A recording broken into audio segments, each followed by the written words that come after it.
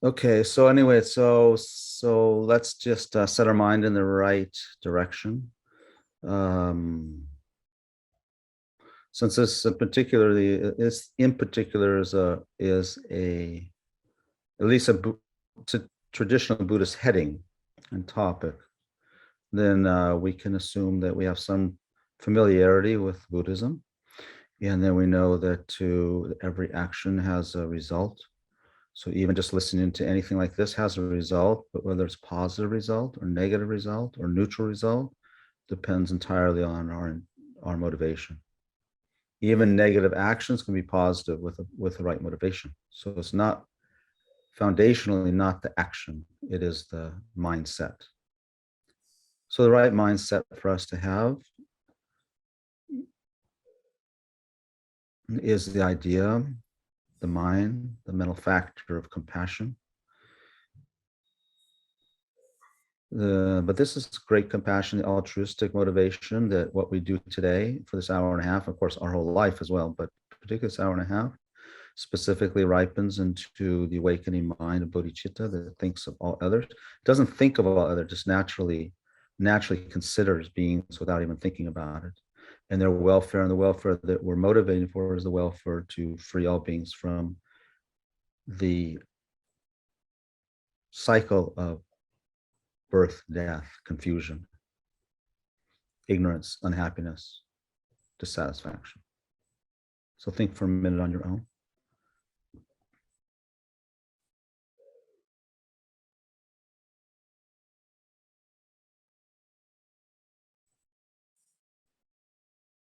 And I think the same thing, presenting the material, no different from you. I'm a student also.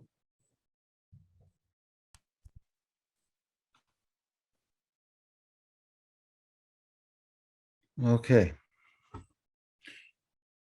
Okay. So with respect to this topic, relying on the spiritual guide or the spiritual teacher, in one way we could say this is actually a foundational topic. And for for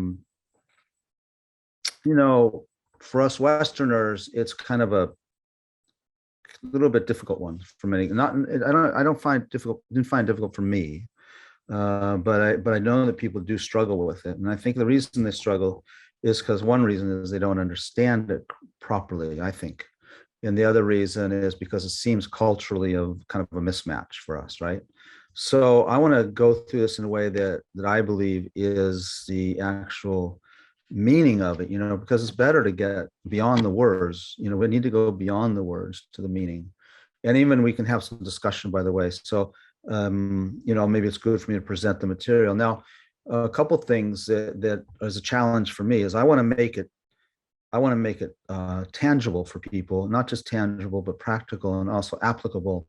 And I also want, thinking that I'm not catering to lowest denominator. For me, I have a long history in this tradition, and I have been great blessings. I've had relationships with my teachers. So it's a very serious thing for me as well, but very deep, very profound. And I want to share that with you and try and get you, if you haven't already, for you to kind of have an aha moment where you go, okay, I get it. It's beyond all this, cultural trappings and these ideas about guru devotion, that might exist in our Western context, right? So I know that Denise has background, and then Barbara, how long have you been studying now? If you don't mind me asking. I started doing these online classes earlier this year, so it hasn't Okay, been too long. not too long. Okay, so what do you? So this idea, and Dundrup, of course, it's been around. I have to assume he's advanced because he's wearing robes. So he'll say he's not, but anyway. In the Discovering Buddhism program that we're involved in, which is like what, 13 modules now? Do you know? Yeah, 13. And Denise, have you finished any of the modules, all the modules? I think all but this one. Oh, really? Yeah. Oh, good for you. So, and the modules you did they all have a sort of a different approach, or were they all pretty academic? They were different because there were different teachers. Right. I had Dream A and Tenzin Chogi. Uh-huh. And they, some of them came, Tenzin Chogi likes to work with a whiteboard or her little flip Right. chart, and came with things like that. Dream A more was kind of talking about the academics of it and then helping us take notes. Okay, good. Right. Did you do exams and all that sort of stuff? Some of them, maybe not all of them. Right? Oh, and I did one with Venerable Steve. Mm-hmm. And with Steve's, it had more of the syllabus Tradition. like this one has, where you go each time and then there's a practice at the end of it. Okay. Yeah. You saw some, did you pass something out, or I wonder what Denise is referring to? Sorry. On the event page, we do have course notes on Oh, the event page. I didn't look at them. Maybe you guys don't mind if I go look at them now and see if I'm going to talk about it? Yeah. I'm joking. Okay, so here I do intend to give you the content, of course, but more importantly, I want to communicate the actual sort of a feeling of what this topic is about. Is that, you know what I mean? There's some topics that are clearly we need the academic content.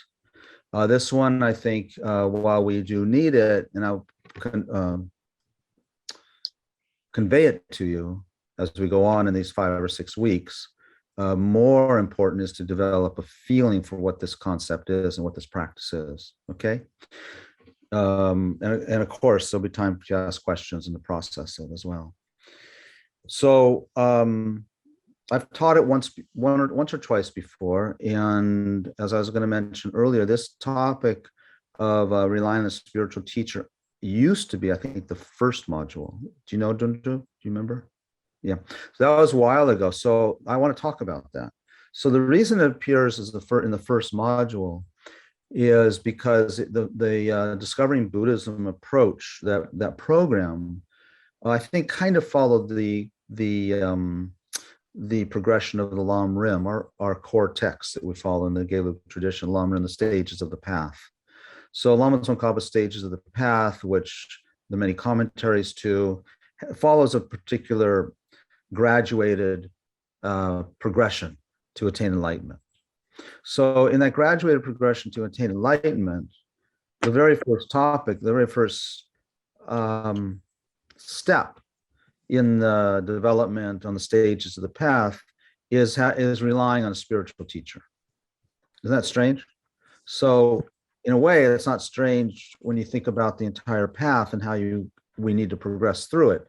But what's even stranger is they've now moved this topic to like 11. Where is it now? Do you know?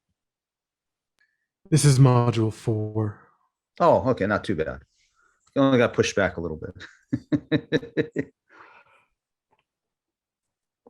The reason it got pushed back is because it's a difficult concept for us modern people. I would say that was the issue. Now, in Tibet, where our tradition arises from, the reliance on the spiritual God or guru devotions, usually referred to, is not a foreign topic to them. Okay, it's actually, we could say, it's sort of inbred in the culture. So as a result of being inbred in the culture or being aligned with the culture itself, it's like there's not a lot of controversy around it.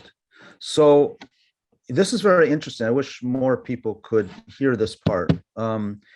Is that I was looking and studying the history of, well, the practice of guru devotion since the 60s, we'll say, because if you look at if you're familiar with the history of what's happened, so the way that the Western people, us Westerners, would relate to guru devotion is not the way that Tibetans relate to guru devotion.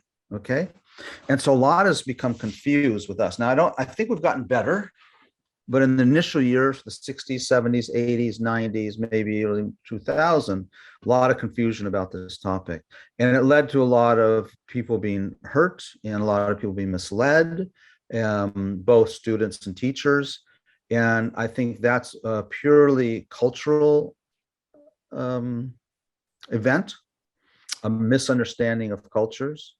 And so we need to set things straight so that we can really talk about this profound practice. I was saying, you'll hear me say it probably more than once, that I don't know much about any of the topics in Buddhism, even though I've been studying them, practicing, trying to practice for 45 years. But the one that I have to say, because due to the kindness of Lama Yeshe and Lama Zopa Rinpoche, maybe the one I have a little feeling about is Guru devotion or Guru practice. So I feel quite sort of blessed to be able to even talk about it. Okay, but I want to express that to you because a lot of people think you don't need this practice. You don't need this topic. It's really scary to me, and because for me, there's nothing without it. Anything that I have achieved, experienced, any glimmer of happiness or joy from the Buddhist practice that I have experienced, and I sound overly religious, sorry about that, it's really due to my experience and my relationship with my teachers. Okay, particularly Lama Yeshe and Lama Zopa Rinpoche. Okay, so I want other people to have that, and so it pains me when I see the movement that's been going on amongst the Westerners rejecting the practice of honoring the Guru because there's been some problems, or because they feel it's too faith-oriented, or because they feel that Westerners don't need it, or because they feel that secular Buddhism is good enough. And I'm going to argue against that for a person. Now, so what happened historically was in Tibet, where our tradition comes from, the practice of let me put it this way. So in Tibet, traditionally, lay people like us, not Dundrup, but lay people like us, actually didn't receive teachings, didn't tend to practice any meditation. It wasn't their lot, so to speak. And there was a very good synergy between the lay population, the huge monastic population, huge. I think 1/4 of all the Tibetans were monastics. So the lay population felt quite honored and also accepting of their role to support the monastics. Today, what we hear about in our culture, it's really sad. Oh, why doesn't Dundrup get a job? I mean, he always needs money, but he just sits around, studies, and does rituals and stuff like that. That's how people talk, right? Sorry, not about you. But people say that the Sangha is kind of lazy, or they need to get jobs, or they should support. Well, probably they do have to work because the culture doesn't support them. Do have to. I don't know. They may have to, right? That cultural practice doesn't exist in the West, unfortunately. So that weakens the monastic institution, of which, as it weakens, then the Dharma weakens as well, by the way. And when the monastic institution ceases to thrive, then the Dharma dies, by the way, FYI. So people say, oh, well, we have it on the internet and we have it in books. That's not a symbol of the Dharma still being in existence. The symbol of being in existence means having Sangha, monastic, fully ordained monastics in the culture. Okay, so these are traditional points, which I'm actually happy Denise is here, because often she hears me doing my more lighter stuff, right? I sometimes don't do the traditional stuff, but now thanks to Dundrup, I get to go a little religious on you. So this is important, though, because this is very important. It's not just a matter of let's make Buddhism what we like. That's what's happening, isn't it? A lot of what's happening. Let's make it palatable. Let's make it like Lama Yeshe told me, you need to teach these ideas so your mom can understand them. That was his instruction. But he didn't. I knew. I just knew. I hope I knew. I knew what he meant is don't change the teachings. Like, right? And that's what people are doing.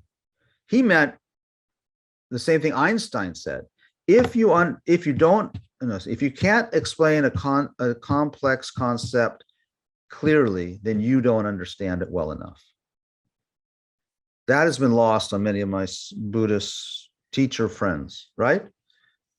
So they take a complex idea, they explain it simply, and they water it down and teach it improperly. The meaning is corrupted. We can't do that. Well, I'm not going to do that. So we're very blessed to have centers like Thupten Norva Ling, and Vajrapani, and so all these centers that, because they really try, our job is to maintain the tradition and the purity. And sometimes people don't like that. Okay, and then there's this pull, like, why don't you do this? And why don't you do that, right? Dundup at the center, I'm sure you're asked to do certain programs that people are requesting, but they don't fall within your mission, right? They don't fall within the mission and vision of the center, which is to preserve these teachings. So to preserve them also means to communicate them in a way that fits for modern culture, of course. Okay. So what happened in Tibet, so this is I think it's important, it's interesting anyway, is that you had a culture where a quarter of the population were monastics. But now, what percentage of the monastics were students? Any guesses? Of students of Buddhism. They were studying Buddhism or practicing, meditating on Buddhist sites. What percent? By the way, I don't know the answer to this. How do you be a monastic and not study? Oh, you could be a cook. You could be doing just rituals. Right? Oh. They could be going to people's houses to help, dying folks. So they do the rituals for 3 days there. I might actually participate in that once when I was living up in the mountains of Nepal. There was a person, a benefactor of mine. I was doing retreat up there, and the benefactor's mother passed away, and they invited the lamas to come and do puja for 3 days. And, and that's what they do. That's their job. Perform these rituals. But how'd they get to be a lama if they didn't study? I didn't say a lama, I said they were monks and nuns. Right? Okay. Because they're being ordained. So you had cooks, you had managers, you had builders, you had attendants, you had all levels of, because it was a whole, right? It was a whole community. Sarah J Monastery had 5,000 monks. Of the 5,000 monks, I don't know how many, but it was a very academic. So Sarah is maybe not the best example because it was, it's a good example, but it was a university. So in theory, you go to university study. However, I think probably the percentage of monks at Sarah that went on to higher studies was maybe 10%. The highest degree is the Larampa degree in the Gelugpa tradition, And in the Lampa degree is the one you receive after a minimum of 21 years of study. So when you take Ganden, Sarah, and Drepung, you had about 15,000 monks. Of the 15,000, only 18 would take the exam each year. So it gives you a sense that the whole, monastic institution had a lot of functions to it. Not just meditating and studying. That was pretty exclusive to a smaller number. So what happened in the 60s and 70s, 80s is as the Tibetans were forced from their land, right, from their home, from their country, they made it into India, and then some made it to the West. And then the Westerners were interested in spirituality, Tibetan Buddhism, Lamaism, that sort of thing, right? And then there'd be a few monks or lamas around, and they'd start asking them to teach. And then this even happened in Nepal and India as well. And what happened was that these monks often were not trained to teach. They may have been the attendants of a lama, okay? Or they may have been the cooks, or they may have been whatever. And now they're asked to teach. And not only are they asked to teach, but then also from our Westerner side, from what we had seen about how the Tibetans would treat lamas and monks, then we started treating them with a lot of reverence that maybe they didn't fully, I can't say deserve, but wasn't their status. Okay.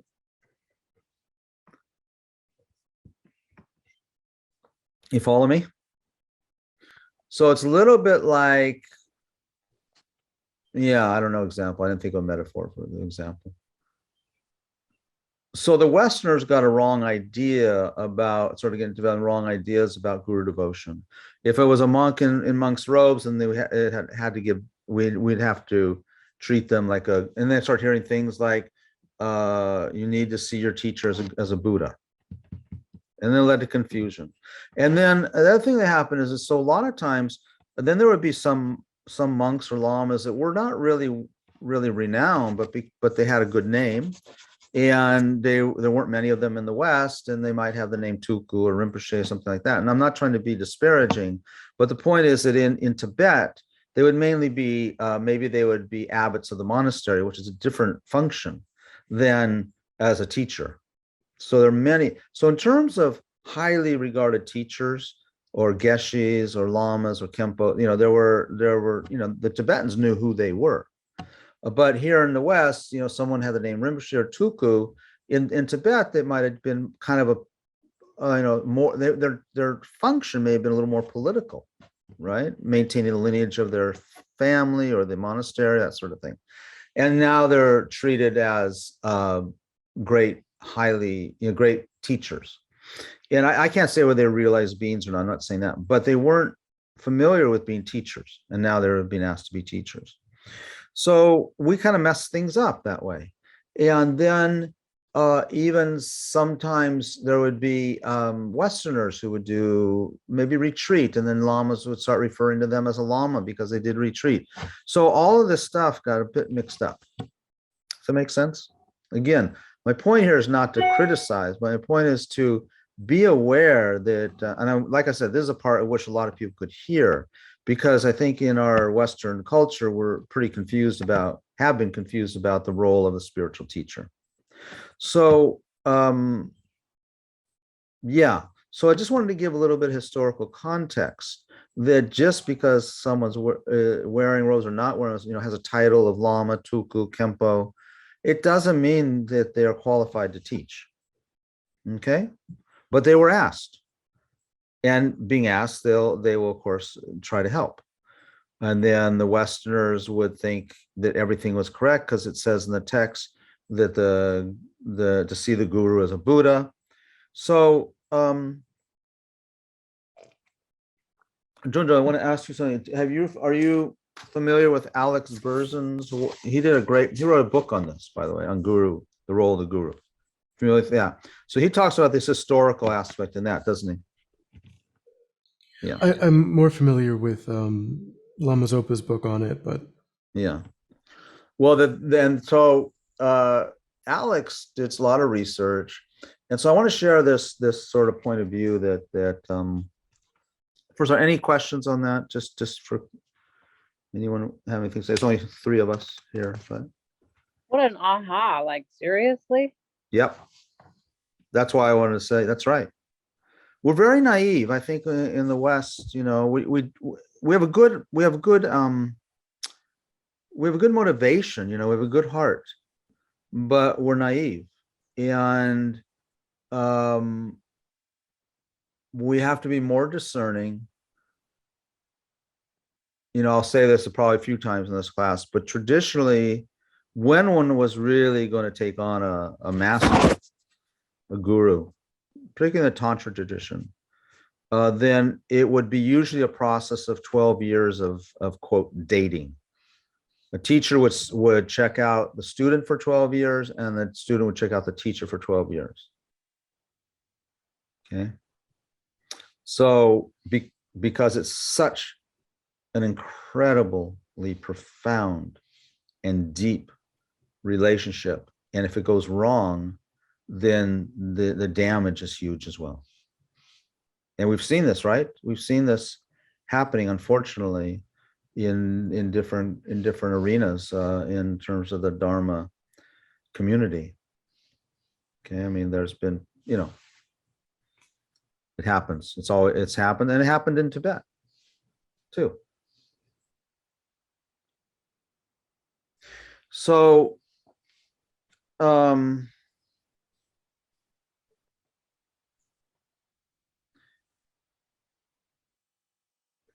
interestingly, in Tibet, for the lay population, what they were participating in, their relationship with the Dharma was, honestly, merely, but it was merely, primarily, I should say, primarily physical support to the Sangha. That means offering food, offering money, offering the shelters, building monasteries, benefacting monasteries and temples, benefacting a retreat for the lamas or the practitioners. They generally, for the most part, lay people were not practicing. They weren't expected to practice. They might have a practice, by the way. I want to say practice. They would have, okay, so what they would receive is they would not receive formal teachings. So they would receive initiations. So the way they would go initiate something like Kala Chakra, which is holiness given large crowds, or initiations in the local monastery when a lama come to visit. So a lama might come to visit them out in their village, way out in the middle of nowhere, and renowned, or someone who is reputable is coming to visit the monastery, and will give a long life initiation for all the local villagers. And then with that, he might give some sort of commitment, like, okay, everybody, do 21 or 1 mala of white Tara mantra every day. So lay people would practice. But their practice consisted of doing these ritual. I'm generalizing, of course, but their practice would consist of doing these ritual practices for the most part, and supporting the monastics. That was considered the practice of a good lay person. Yes, there were others that did do intensive practice, but it was not so common.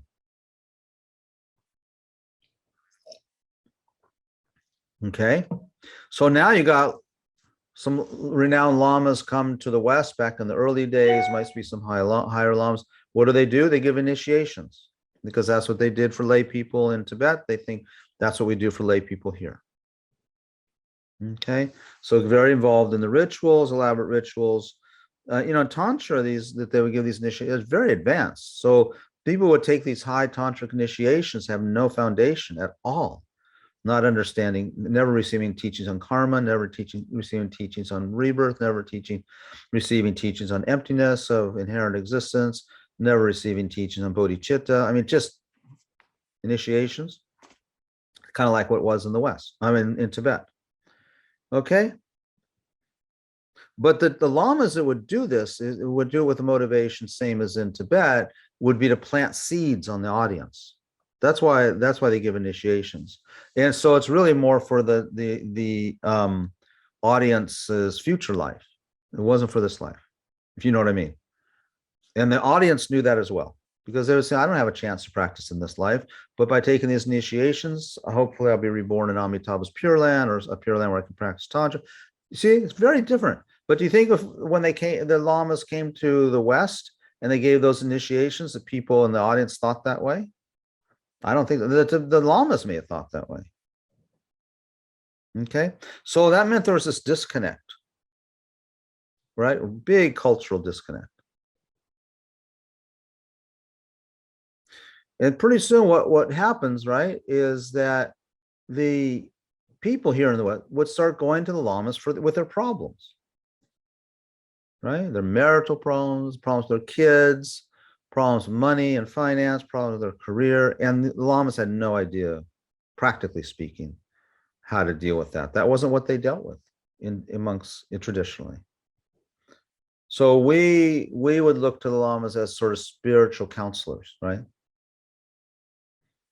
And as spiritual counselors, then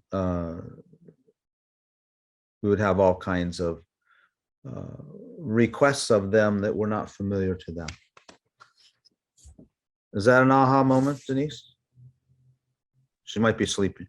Oh, this whole thing is an aha moment. Like, okay, so how do we bring the connection and trust back to the West? Yeah, it's not hard. It's not hard. And it exists already. I think the connection and trust, I don't know Dunduk well, we don't know each other well, but I'm guessing this is not a big issue for him, because he's gone through the process. See, what's different, I'm making an assumption, Dunduk, but the thing is, Denise, is that we're very lucky that we're involved with someone like Lama Zopa Rinpoche and Lama Yeshe, because, and even in the Gelug tradition, if I may say, because they're very, very much about accept that you're in kindergarten and you have to start in kindergarten. Now, I'm not saying the other traditions are incorrect, they're not. But in this, what we're talking about now, if, us Westerners, I'm not saying that the Gelug is the only tradition for all the Westerners. I don't think it is, by the way. Obviously, it's not, because we have 4 traditions, the Gelug, Kargu, Nyingma, and Shakya. And they all speak to certain, but this thing about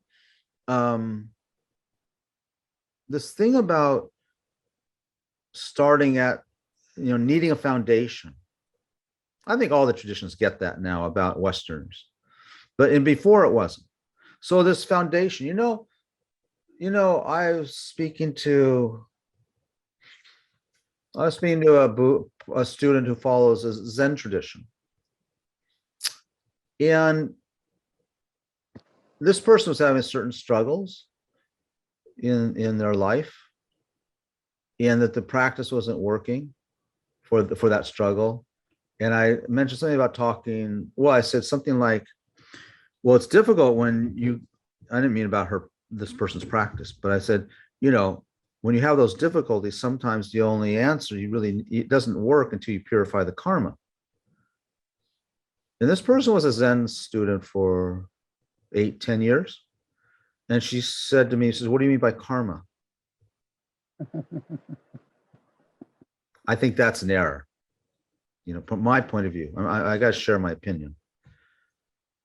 They never taught karma in their 8 or 10 years of taking teachings. And this person had done intense Zen Buddhist retreats and teachings. And so it's just now that could be okay if someone maybe has I don't know how it's okay, but in fact, then that student went back to the teacher and mentioned something about karma, and the teacher said, oh, don't worry yourself about that. It's not about karma. It's not karma, that doesn't matter. Doesn't help. And I can't judge because I'm a third party. So, maybe they're saying it for a particular reason. But the point is that we have to, for our tradition, the Mahayana, so the Mahayana tradition, to some degree, to some approaches, we need to have foundational understanding. And relying on the spiritual teacher is one of them. Now, how many traditions are there that don't have the concept or the teachings or the practice of a spiritual guide, spiritual teacher? Quite a few, right? We have a lot of mindfulness practices. We have, in terms of Vipassana practices, we have meditation practices, teachers, all kinds of things. We have Buddhism. One person wrote to me recently, a guy I've known for a long time. He thinks of himself as Buddhist. I haven't seen him for a few years, and he's retired now. So he's really making a lot of progress finally in his practice of Buddhism, because he didn't get to practice much. And he described his insights, all of which I said, no, well, who's your teacher? And he mentions a particular person who does a podcast. It really saddened me, really, because when he described his experience, which he described as experiencing don't know, it was emptiness or pure mind or something like that. I mean, I can't judge. I'm not clairvoyant, but it worried me from just intellectually, right? It didn't sound right. That's what we rely on a teacher for, right? And that's what we rely on a teacher for. I think still, Karuna, I'm confused on the teacher part. You know, I You won't be. You won't be if you stay in this class. Yeah. Okay. But it is it is difficult for some people, right? interested in Barbara's position on this. If she's just starting to get in it and she's taking classes online lately, like, may I ask Barbara, what's like bringing you back and giving you any kind of what the next step is for you? Yeah, I feel like I get a lot out of these classes. Um, I don't know what the next step is. I just Right. keep coming back to the classes. That's good. And, um, the whole idea of a guru is, I think our Western culture, that we have like this, we want, since industrialization, we want everything to be standardized. Yeah, yeah. So I want my guru to be the same as her guru, the same as his guru. And, the idea of going to a university where all of that is kind of taken care of for us. And the idea of like back in the old days with the arts and with, whatever skilled trades of doing an apprenticeship. Mhm. You don't see that anymore. It's seen as like, well, you're not going to learn the exact same things as you would in a more formal, standardized kind of environment. So the idea of picking, the guru is, it kind of leads you to a place of vulnerability because you don't know who you're kind of hooking up with. Is this That's right. person, and I've heard in other classes online about thoroughly research. Well, what does that mean? Does that mean I call you up, Karuna, and go, hey, I'm checking out this person. What do you think of them? And it's that whole idea of like getting a reference. That's, that doesn't really. I'm so doesn't glad you do it. brought that up, Barbara. I'm glad you brought that up. I cut you off. Sorry. Do you want to? No, that's all right. I was just kind of rambling on of like, not having any thoughts prepared on this. It's just, there's a So lot of mystery. So hopefully I'll be able to clarify that for you. That's exactly why we're in this class. Okay. Rather than delivering the content just, in the traditional way, I want to weave back and forth so that it's answers people's questions, right? And furthers your development. Like I said, this is a topic that's not hard for me. This topic is very, very close to my heart. So I don't feel any sense of, defensiveness or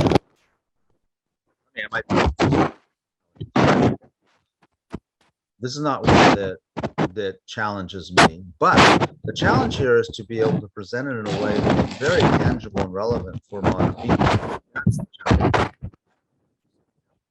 When I was in Nepal, as Denise knows well, but I was in Nepal. I went as a junior in college, and in 1975 and stayed till 1988. It was supposed to be a year abroad program, but I drew it out a little bit more. So in that time, and I had already been very interested in spirituality. I had been involved in Hinduism. What? Microphone or somebody trying to ask, but You're going in and out. something with a microphone that's like a little bit of pumping. Yours is doing that.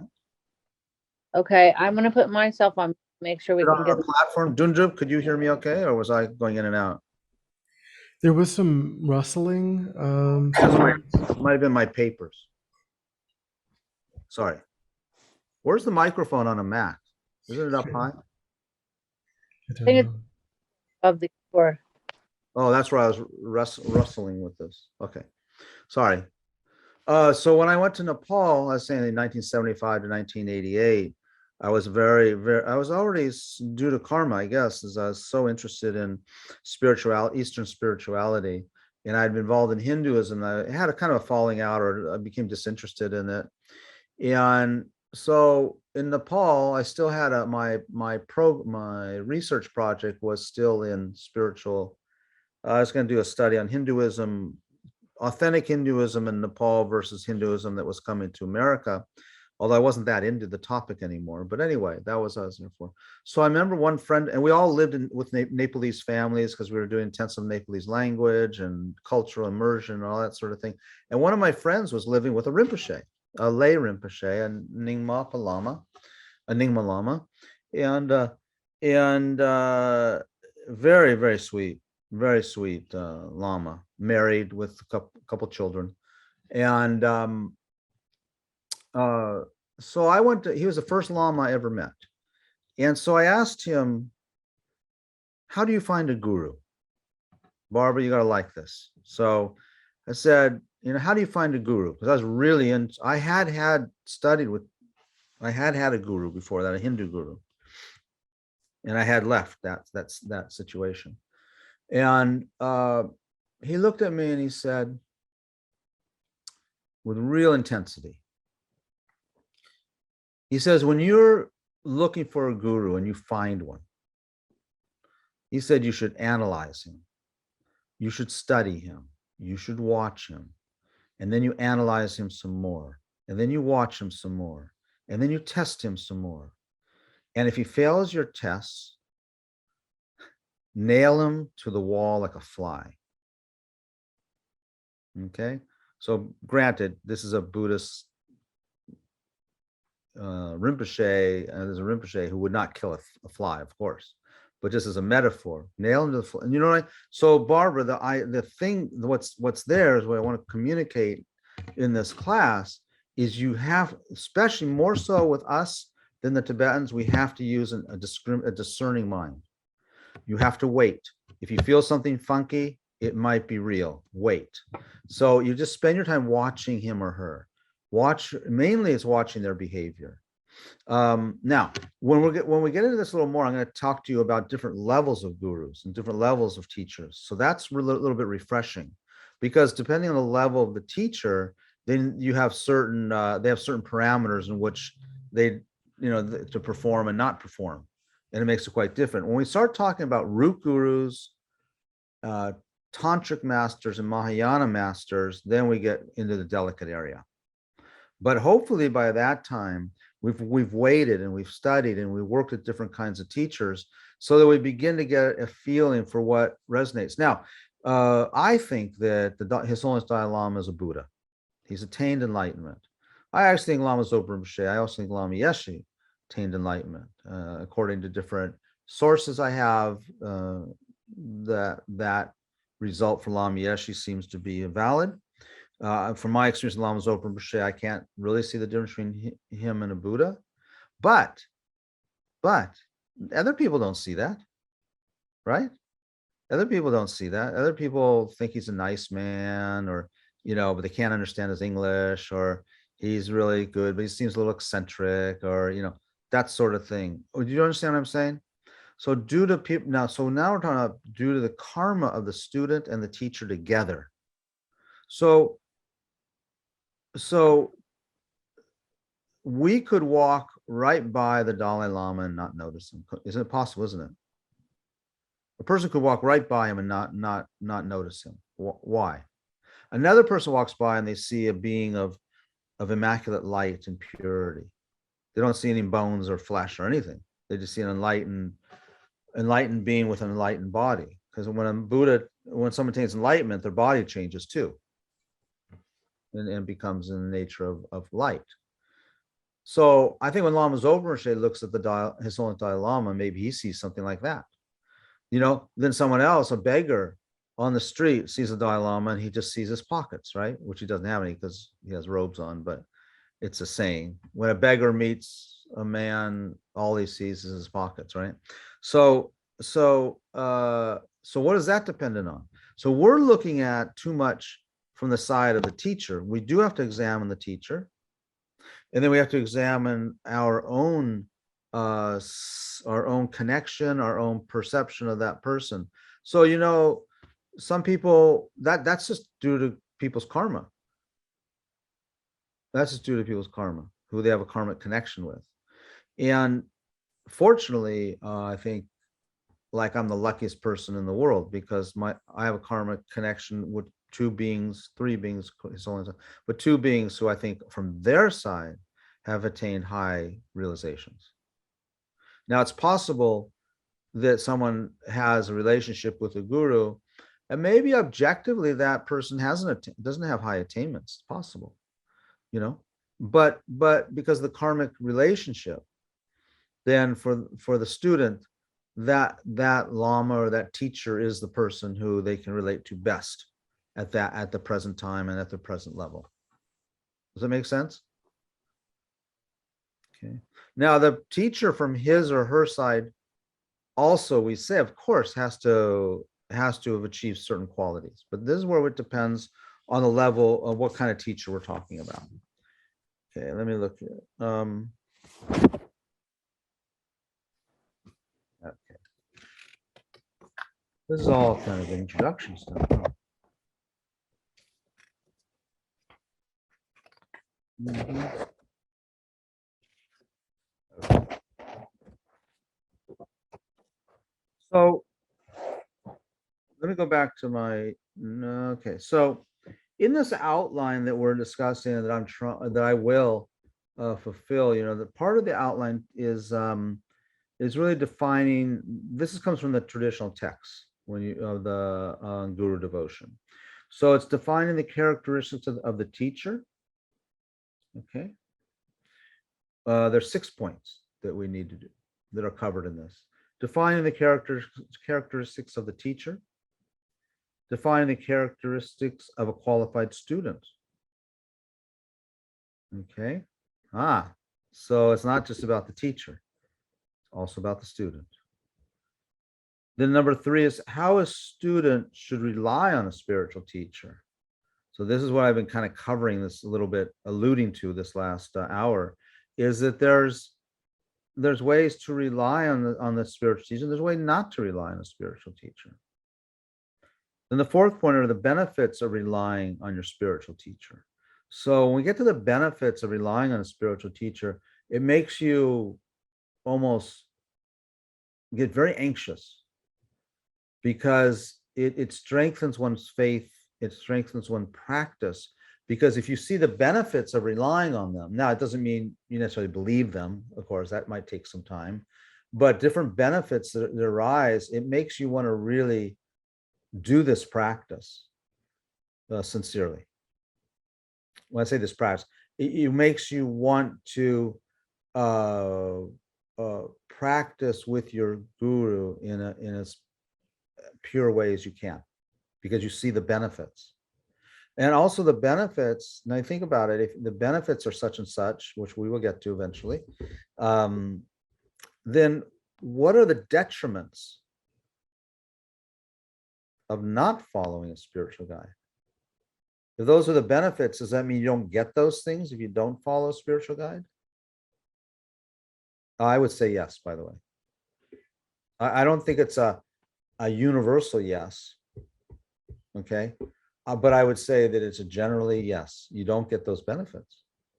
So that's why this practice is so profound, is the benefits you get are quite extraordinary. Yes, you can attain those benefits with, I mean, you may be able to attain those benefits as a spiritual teacher, but it's the flip side is that you might have the detriments. You know, what's another word for detriment? A lot of gaps in our education. Well, it's like if you practice guru, but one of the benefits is you attain the realizations quickly. So one of the detriments is you don't attain, it takes you a long time to generate realizations. One, I'm reading the book Buddhism by Tibetan Chodron and His Holiness right now. That's a, And those are nice series. Those are nice series. There's and 5 of them. they explain all these. Once you get to this, then you'll be able to get to that. Once you get to Right. this, you'll be able to get to that. And how would I know any of that without somebody That's right. showing, or somebody realizing, somebody seeing, oh, it seems like she's at this level, so this is her next teaching. Like more me, I'm just flopping all over the place. But you're very typical. In fact, I think the flopping all over the place is even more so for most people than for you. You know, that's very much a quality of Western culture, isn't it? Entertainment. Mm. It's hard to stick with things. You know, people have, what is it, 7.5 careers in their lifetime. I mean, just that alone, you know. So I think I will say, Denise, that's developmental stages that you're in. This is my explanation. I mean, just because I know you, I can say this to you. So it's kind of like one of the developmental stages, and some people don't evolve from that developmental stage. It's a little bit like, you know, the Peter Pan syndrome. You know, some people just try to stay young their whole life.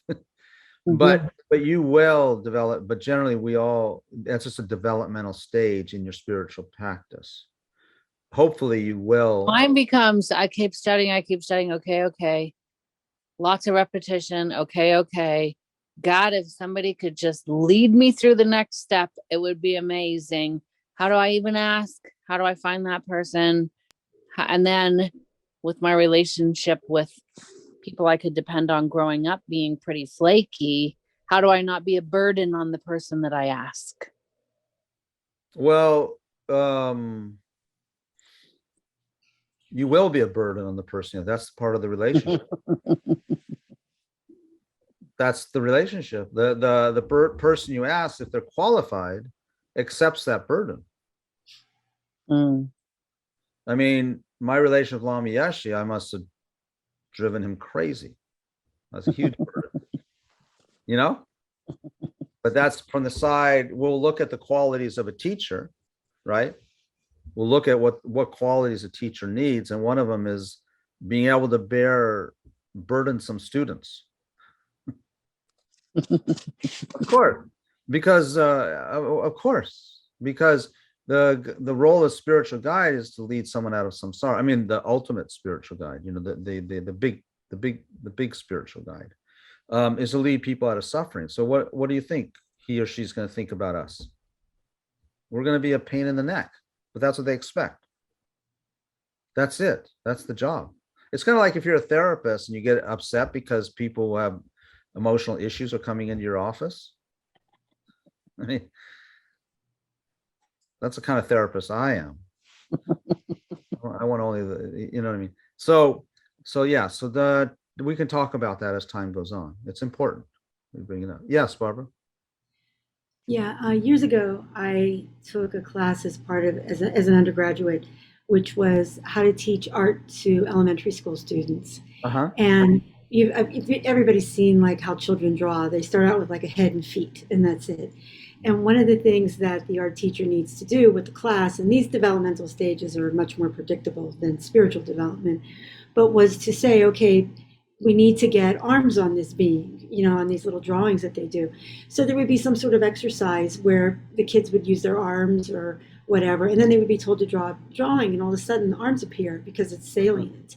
And the same way with the fingers and the toes and the eyelashes and all these body parts begin to kind of like constellate this original kind of tadpole drawing that they would do. And I guess it's one of the things that I would like to think that a spiritual teacher of some sort would see where I am before I could, and before I can say, I'm not drawing my arms, teach me to draw my arms, that they would be able to see where I was at and somehow introduce these things so that I would naturally kind of evolve to that level.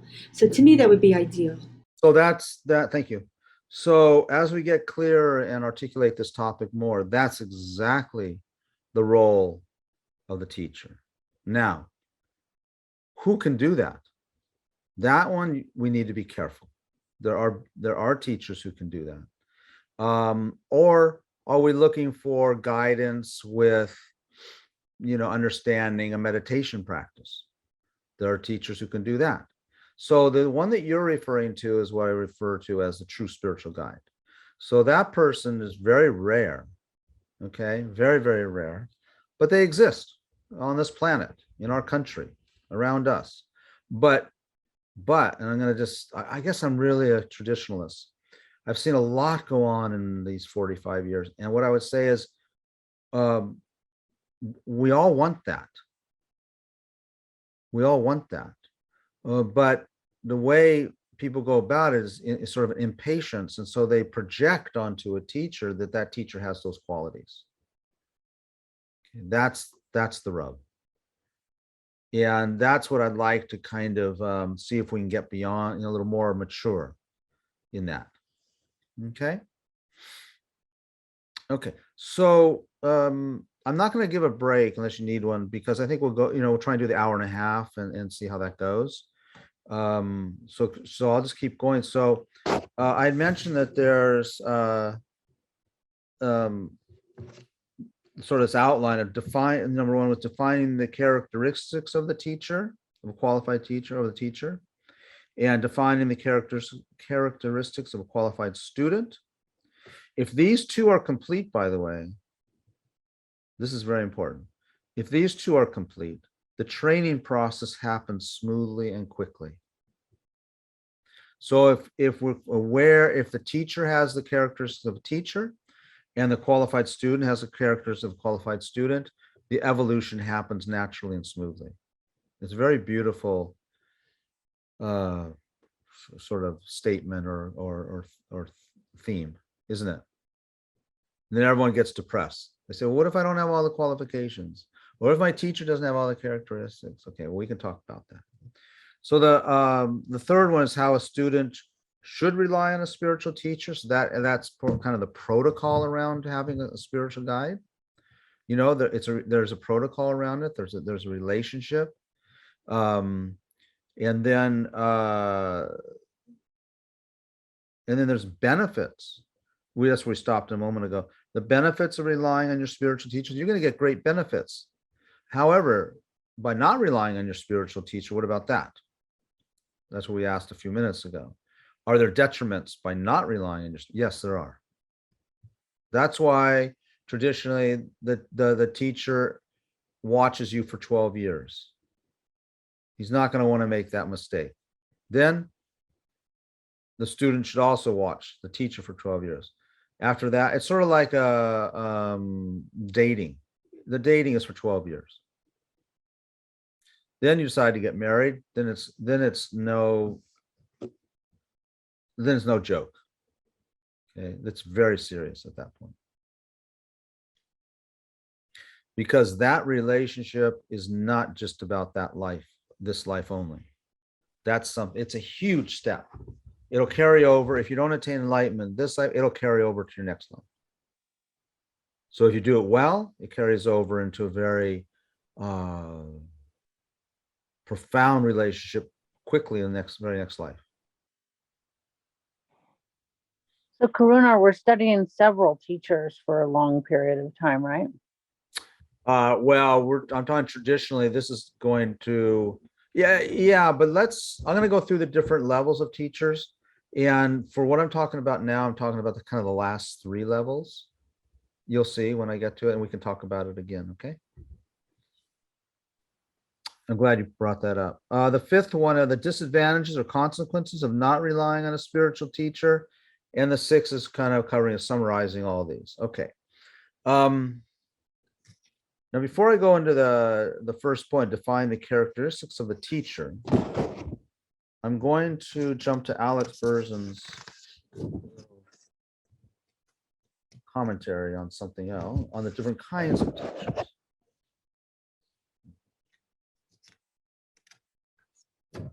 Okay.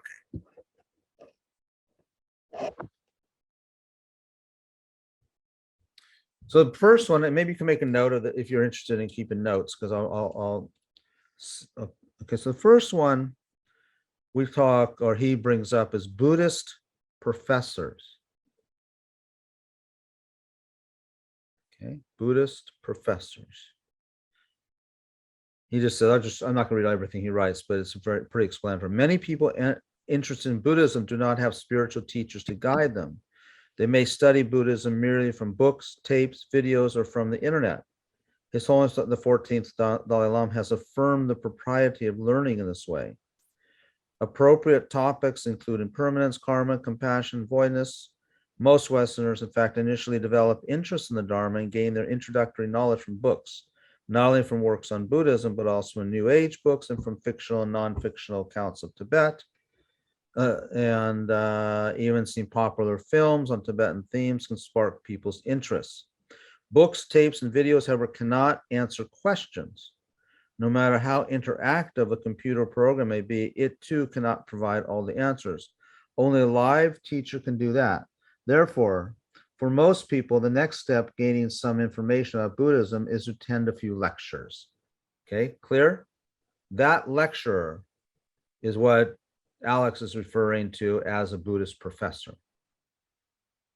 Okay, so it may even be a High Lama, but you're going in to the class as sort of exploratory. So if someone says to you, oh, you know, this is Shakya-treason, you know, enlightened being, so you took teachings from him, therefore you're his disciple. Don't be fooled by that. That's just superstition. Okay. Yes, you have a strong karmic connection. That's great. But it does not mean that, because what are you in there for? You're not in there to take him on as your spiritual guide. You're just interested. That person's just like taking your mom or your whatever, your sister-in-law or whatever, you know, to a teaching. I really like this Buddhism. You maybe like this guy who's teaching. It's really interesting. Maybe you'd like to come. That's a Buddhist. That's that level. Buddhist professor. Okay. Like my classes, right? Some people come just for that reason. And then in that context, I'm just for that person, a Buddhist professor. Okay. Or maybe at a university, think of university, people go, hey, I'm interested in Buddhism. It seems pretty trendy these days, pretty popular. I'm going to take a class at UC Santa Cruz in Buddhism. I saw there was this comparative religions or, you know, blah, blah, blah, blah. Right? That's, you know, you think about from the motivation of the student at this point. You know, that professor could be a Buddha, who knows? Like Shakya-treason is like could be a Buddha. But the person's going just to get, you know, kind of curiosity, information. And even in the universities, a Buddhist professor is there just to impart some content, not experience, right? So this isn't about experience. Okay. So the next kind, and by the way, yeah, I mean, just like I was saying about myself, you know, you could have well-educated teachers, even geshis or kempos at Dharma centers, and they impart contents of Buddhist teachings in the same manner as do university professors. Such teachers may also explain how to apply the Dharma to life, but students of Buddhism pay little attention. Okay? They listen merely to gain information. Thus, for students of Buddhism, even geshis or kempos are merely Buddhist professors. Now, what changes this is very, very, very important. So why are people studying Buddhism? Okay, why is someone studying Buddhism? Why? Okay. So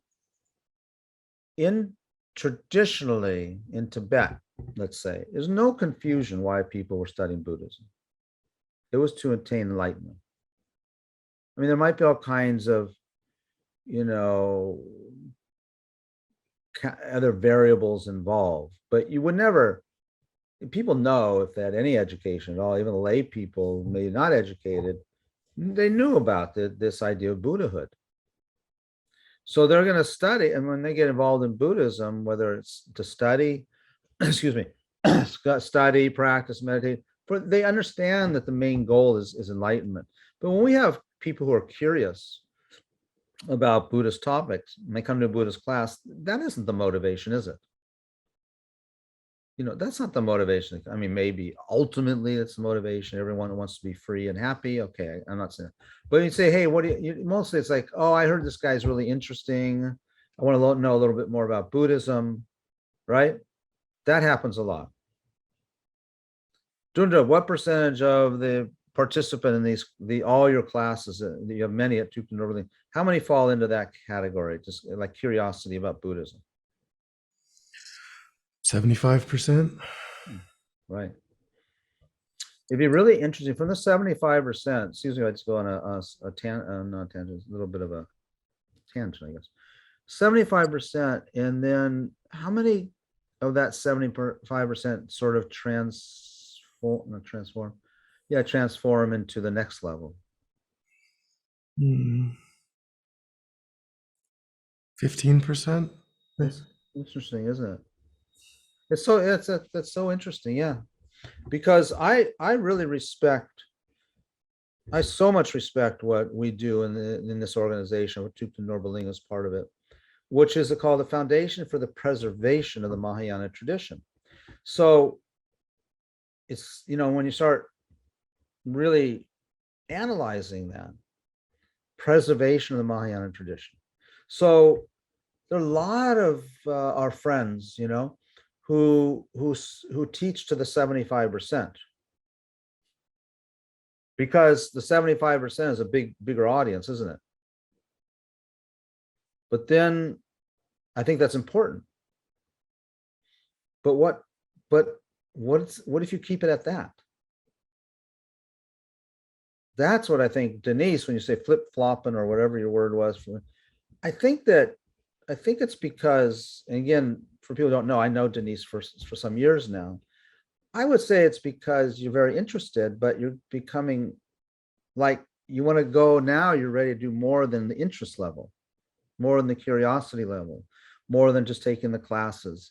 And what happens next is being really interested in practice, and also being interested in narrowing down our interests. Like I get, I mean, I don't mean this, I guess it's just arrogance, but I get good meaning people send me a thing saying, hey, such and such a lama is going to be in town today. You want to go see? He's going to give a talk downtown. I don't go. That's a curiosity talk. I'm not curious anymore that way. I mean, I might go because I want to meet him or something, like, or her. But you see what I'm saying? That seems to be a large percentage of this. So people have said to me over the years, isn't it fantastic how Buddhism is mainstream? Like it's gotten so wide and so popular. And I would say, yes, that's fantastic, but it's not that fantastic, because what's happened is there's really not a lot of depth. What's happened is we've made it palatable for many people, even my parents. That's fantastic. But the actual practice of Buddhism, I think maybe it's less, I don't know, than back in my era. It's possible, right? So the actual commitment to the practice is a huge leap. And the reason we don't commit is because we don't believe in enlightenment. Simple as that. Can I back you up? Yeah. You can also not back me up, but yeah. I think that in our Western society, the reason why people don't commit or aren't more curious about getting deeper into it is because of a lack of trust in religion at all. What about so now let me hang on a second. So yeah, I think that's a block, right? I mean, that definitely is a mental block, unfortunately. Right. And so it's kind of like we have to turn that whole bus into a different direction, where we go, okay, there are some ways to trust, and then when they like the subject, then they can say, okay, we can commit. But there's a real mistrust in religion, period. So and a confusion on whether Buddhism is a philosophy or a religion. Right. I mean, ultimately it shouldn't matter to any, what all that matters, like I said, if we turn it around, if people don't believe in enlightenment, or let's sort of, if people believe in the concept of enlightenment, freedom, it doesn't matter if it's a religion or not. They just want to extract the way Correct. to achieve that. Absolutely. So we're not getting them, it's not getting through at the right time, right? Right. They're blocked by this idea of religion and culture and all. I agree. So which is what I said. I mean, in a sense, you were backing me up. I appreciate that. It's we don't believe in enlightenment. Bottom line. First, don't understand it, and then don't believe in it. Yeah. Well, yeah. I mean, it's hard to. Of course, people probably can't believe in it if they don't know what it is. I mean that. But Right. we don't communicate it, or we can. So the same thing now. To do this practice of relying on a spiritual teacher, there's another point early on in my outline here in terms of introduction, is it's an extremely profound practice, and I could say easy. I don't quite mean easy in the easy sense, but easy to engage with, to accept, when we believe in such a thing as Buddha, which is the same as enlightenment. We don't believe it. Well, I shouldn't say. I can't speak for everyone. The challenge is, when I say we, I don't include myself, but I'll say we. We don't believe actually that there is an omniscient mind, that there is an enlightened mind. In fact, we probably have more belief that there could be a God, because that's what we're raised with. And even though we reject it, people in times of intense stress, they go back to it, right? They pray to God. So because that's what they learned. That learning is hard to remove. So, but yeah, so we don't. I mean, if you really think, do you guys really think that there's an omniscient mind and that Buddha, there's countless Buddhas, but do you believe there's such a state of being, a consciousness of Buddha? Well, for me, I drove up to Land of Medicine Buddha one day, and Dreame said, Lama Zopa is here today, or our founding Lama is here today. Would you like to go see him? And I was like, what does that even mean? Go see him, And then it was, well, you drive your car up to the hill and you wait up there, and where there will be some things that you'll have an opportunity to do. And I'm like, okay. And I went up there not having a clue of what was going on, and was the typical called Karuna and said, hey, Lama's here, you want to go see him? And you of course knew he was there. and the absolute profound feeling that he left with me stays with me to this day. And I met him for 2 minutes. Right. It was a feeling I've never had in my life, and better than any high I've ever felt. Yeah. And drives me to gets me teary-eyed. Yeah. It was absolutely profound. Yeah. Now you're making me cry. It was, what it felt like was that every single part of me, down to every molecule that you could get as small as, was forgiven, accepted, and loved. Mm-hmm. So it was insane. So you have a conviction that there could be a state, a Buddhist, omniscient mind. Sorry. Yeah. When things get really rough, I'm like, all right, imagine him here with you. Imagine him knocking on the door going, excuse me, can I enter this conversation for you? That is it. That is a lot of the essence of guru devotion.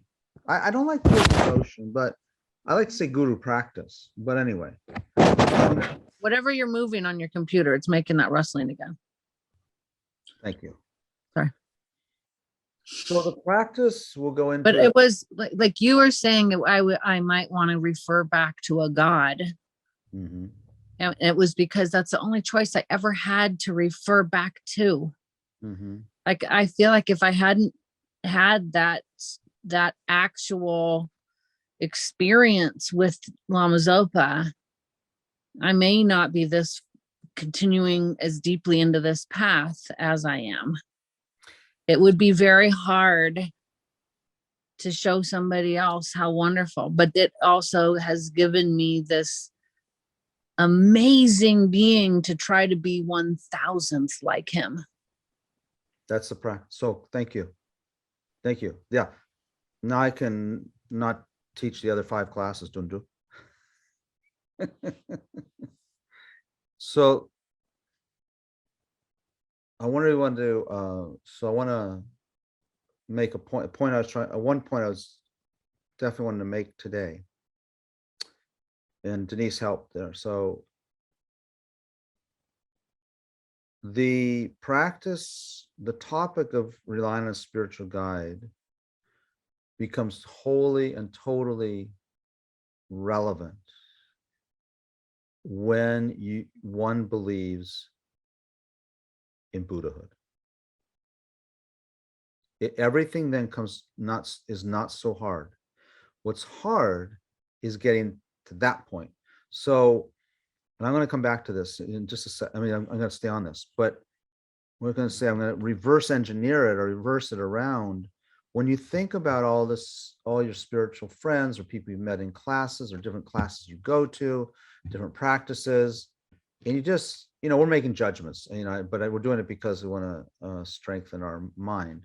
You think, how many people have had the conviction that there's an enlightened mind, and they receive that. Now, in the case of Denise and myself as well, I have conviction because through my relationship with a spiritual guide.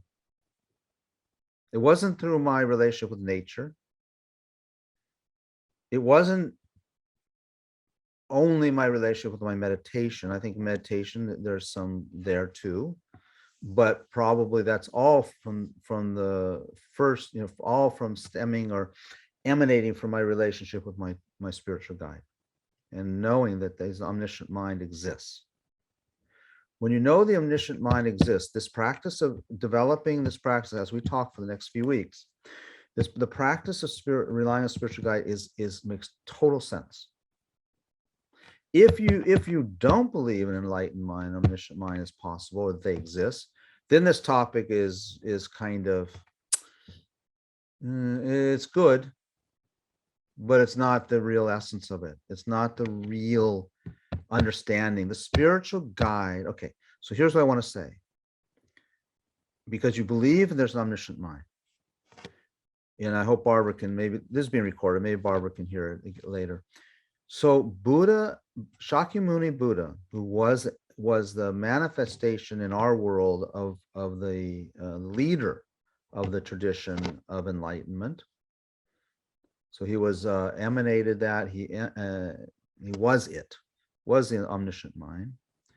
Said before he died, he said, in the future, in this era, he will manifest as the lama or as the teacher.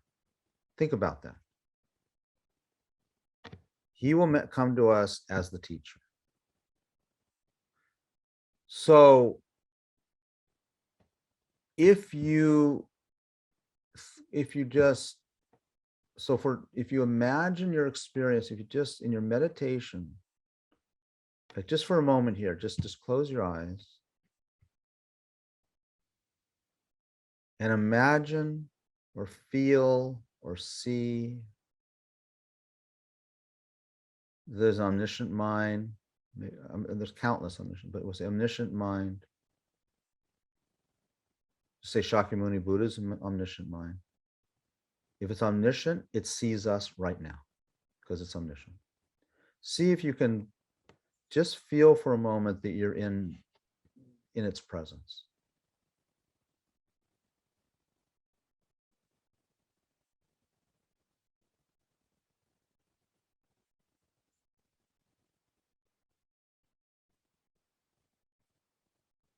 If you want to give it a form like Shakyamuni Buddha, you can, but the main thing is to feel the presence of that mind.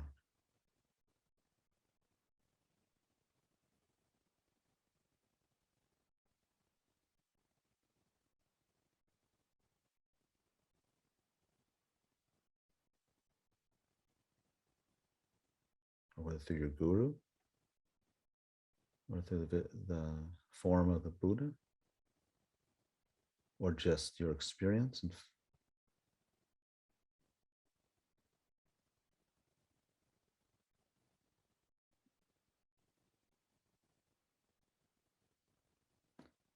And then it's hard to stay connected all the time with that mind. But because of its great compassion, if you ask that mind, him, her, whatever you want to say, to guide you, he definitely will. It'll definitely happen. 100%, because that's his vow. That's his nature. When I say he, it's gender free, okay? That's his nature. That's his being. It's not a thought. That's its function. It can't do anything but that. Strongly, strongly make that request.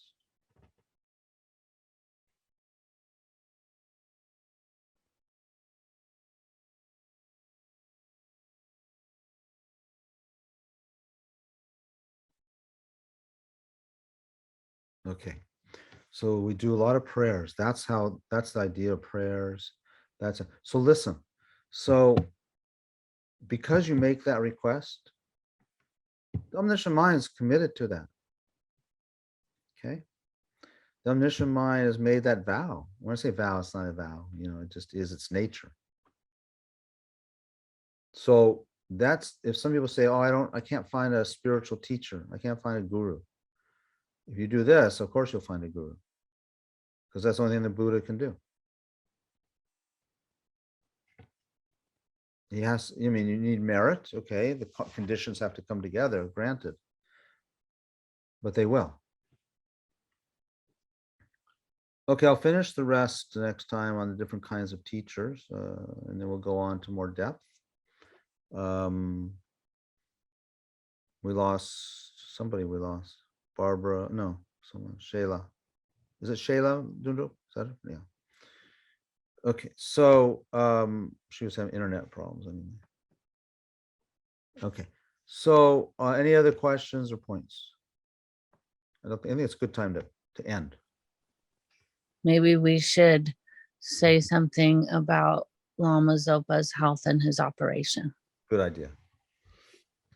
So we can dedicate our time together, the good karma, the merits that we generated, this positive energy, we give it all to, well, Rinpoche, Lama Zopa Rinpoche doesn't need any prayers at all, because, the operation, the gallbladder, all that is manifestation of our karma. This is my belief.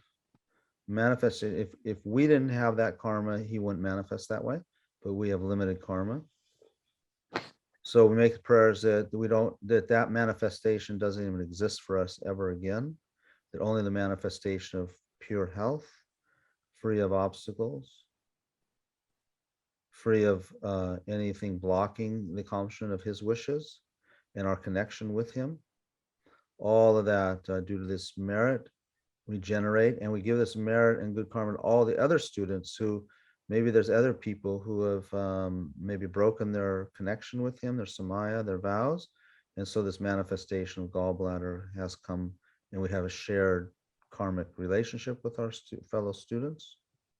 So we offer the merits to purify all their karma as well, so that we only have the pure vision of Lama Zopa Rinpoche as a Nirmanakaya Buddha.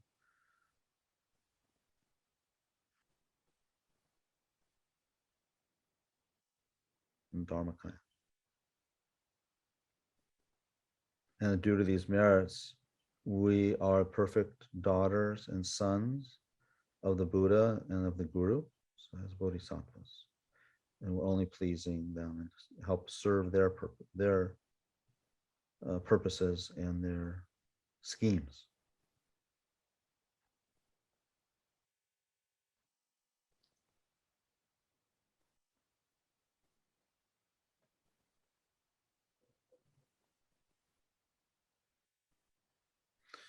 Okay. Thank you. Thank you. Thank you very much. And see you next week. Thank you. Tell all your Thank friends to you. come. Thank you. Thank you, Dunda, for hosting this. Corinne.